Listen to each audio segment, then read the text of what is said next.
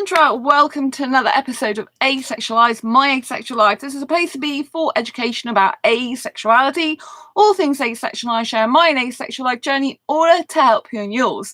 If you haven't already subscribed, what are you waiting for? Hit that great big subscribe button and bell icon so you never miss an episode right now. So, asexual, be sexy, because obviously asexuality is a lack of sexual attraction. Does that mean to say asexuals can't be sexy? Well, I went to a meetup.com event last night, and from the first time I went to one of their events last year, they gave me the name Sexy Sandy. So yeah, sometimes they call me Sexy Sandy, sometimes they call me Sexy Sandra. And just because you're asexual doesn't mean to say you can't be sexy, right? So sexy is all about, like, for me, sexiness is about my body shape, but I predominantly keep myself covered up in terms of like my chest and stuff. I'm not there with like low cut tops. I'm not saying I couldn't wear low cut tops if I wanted to, but generally I don't do that, but I like the way my body is curvaceous and stuff like that. But it's all about being confident and, and having a certain, like air of confidence about you. So, for me personally, feeling sexy is all about feeling good in my own body, feeling good about my appearance. Last night I went out without any makeup on whatsoever. Often I don't wear any makeup at all. That's a general stance I take, is that I don't need to wear makeup because I'm already beautiful as it is. But when I go out, like clubbing or doing some dancing or something like that, then I usually can put some makeup on my eyelids. But I thought, no, Sandra, you're gorgeous enough as you are. You do not need to wear any makeup last night it was now. I want you to go out with no makeup on whatsoever. So last night I went out to the meetup.com event. We had food and drink. There was a lot of people there, which was really nice. And I got to talk to different people this time, as well as some people I'd met before. And the guy who fitted my new kitchen was there in the same place. He's like, can we join in? He was with his friend. And I'm like, no, this is for members only. You'd have to go on meetup.com and join as a member. It's not my group. It's not an asexual group. So yeah. But I was, they gave me the name Sexy Sandy. Now I used to have that name at school by a guy who used to call me that, and I was fine with being called that. So I'm used to being called that from a very, very early age, even though I wasn't interested in sex at all. Like I have had sex in the past, but I had it because I thought I had to as part of a relationship, but I'm very nudity repulsed. I particularly am very repulsed by women's bodies, naked bodies. I really don't like that at all. And I'm attracted usually to a guy's face, not below the waist. Chest is okay too, and like the frame bit here is what I'm usually interested in. But for me personally, sexiness is about being confident in your own self, in your body, in the fact that you already feel you're beautiful without the need to show your boobs and to show your, to slap on makeup and basically change your face and stuff like that. This is what it personally is for me, and it's to be like my bubbly, authentic self. To me, that's what sexiness is all about: being in your personal power, being in your essence, being in your energy, and really not caring what people think. Like when I'm on the meetup, I'm very, very bubbly and energetic and extrovert, like I really am. Some people are going to like that. Some people are probably not going to like that at all. And I can tell usually the people that like it, they're not so keen on it. And the ones that kind of like don't mind one way or the other. So, I know I've got a very kind of distinct personality, and I think people feel that sometimes when I'm in the room. But so far, the organizer and the people that go regularly, usually they're really good about my asexuality. The organizer watches this channel. Hello to you sometimes, so that's really nice. He said he really likes my channel yesterday, so I was really pleased about that. He's actually going to be on TV soon as well. So yeah, I was really happy about that. And we were discussing, like, me and the organizer last night, after I'd done like about 3 hours dancing with a band, because I can't sit outside because it's just smoky and it just affects my chest. Even though I was only out briefly, like at the end, I still had a taste of smoke in my mouth when I got back. I'm really sensitive. But there was less smoke then, and the organizer was speaking to me and showing me some behind the scenes stuff of him being on TV with the people he works with. and it's so good. And you know, he was talking to a girl, so I danced with, actually there was like two women either side of me that I was kind of dancing with last night. They were very, very nice people. One was from the meetup, but I didn't actually get to talk to them beforehand, so we just didn't like ended up dancing next to each other. She was really nice and bubbly as well, which is great. I love that. And you know, and she was very much kind of like kind towards other women. I love women who like, you know, some women, they can get very jealous of other women. I like women who are like, you know, like we're kind of all together, you know, you know, there's no need to be jealous and stuff. So the two women I ended up dancing with were very, very nice. I was mostly kind of dancing way a bit in between them. And they were one of the ones, first of all, we're doing some like dancing together, which I'm not a lesbian, by the way, just to make that perfectly clear. But you know, it's nice to just dance with some people, isn't it? Later on towards the end, the very, very end, there was two guys that I ended up dancing with a little bit as well. They were really funny and nice. I thought they were a couple. I honestly did. I thought they were a gay couple because they just looked like that. And they looked like they loved each other so much and they were so comfortable like touching and stuff.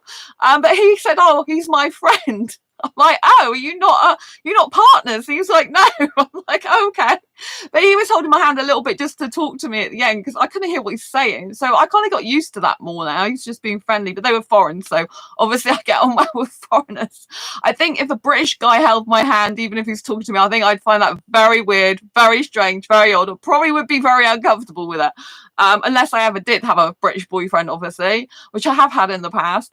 But yeah, so, you know, so he was saying to this girl that I was dancing with afterwards, when I went outside before I went home, I got taxi home. He said, "Oh, he said, oh yeah, this because we hadn't actually introduced ourselves as in our names. So I didn't even know her name. She didn't know mine throughout the whole time we're dancing next to each other. And then he goes, oh yeah. I said, oh, I'm Sandra, and he's like, no, it's sexy Sandra. And I said, oh yeah, I am actually very sexy, even though I'm asexual. He goes, yeah, that's what the irony is of it. And so I actually do really love being sexy. I love being comfortable in my own body, in my own skin. I love not the fact that I don't have to wear makeup to look pretty, that I can just be my bubbly, gorgeous self. And you know, I know lots of guys get physically attracted to me. I know lots of guys get sexually attracted to me as well, but I don't have a problem with guys getting sexually attracted to me so long as they don't expect me to have sex with them. And obviously, you know, if you're ever looking to date or get into a relationship with an asexual who's sex repulsed like me, even though I'm sexy, it's very, very difficult because it's like, I can't be with someone who needs sex because I'm monogamous, you know? So a lot of the time, even if they are sexually attracted to me, I can't do anything about it. I mean, obviously, sure, I could kiss them if I wanted to, but you know, in those type of circumstances, if they wanted to do that and I wanted to do that, like in answering a club or something. But, you know, I couldn't take it any further because I just, you know, I need someone in relationship terms that's not, you know, interested in sex, preferably someone who's nudity repulsed like me, really. That's my preference because nudity drives me up. Don't like it at all. But yes, so I really loved the fact, you know, that they do call me sexy Sandra. I feel good about it, you know, I feel confident and happy. And, you know, I think it's good to just increase confidence. Like, since I've been going out to these meetups, I feel more and more confident again, which is really, really good for me. And I'm meeting some guys that are nice as well. Like, I'm not saying they're nice for a relationship, but they're nice to talk to. Even some British guys are really nice to talk to.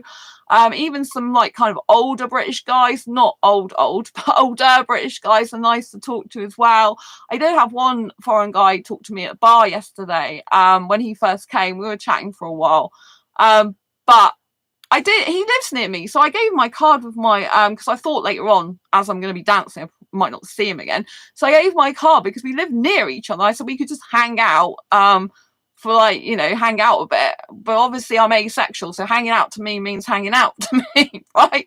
I mean, he was quite attractive, but he's an older, attractive foreign guy. It's not type of age group I don't think that I would usually go for normally, but he's clean shaven, so that was nice. But I think he likes older women anyway. Like, I know I'm really, really young, so when I was talking on the table, talking to the guys there, and I was talking to the organizer. I was talking about timepieces and say I really prefer clubbing to going to bands. I was being honest with them because obviously part of being sexy is being completely honest and your authentic self and not caring what others think. If they don't like you, they don't like you. It's okay, right? And so, you know, I was saying that or they might just not like what you're saying, but they're pretty cool. He's a pretty cool organizer.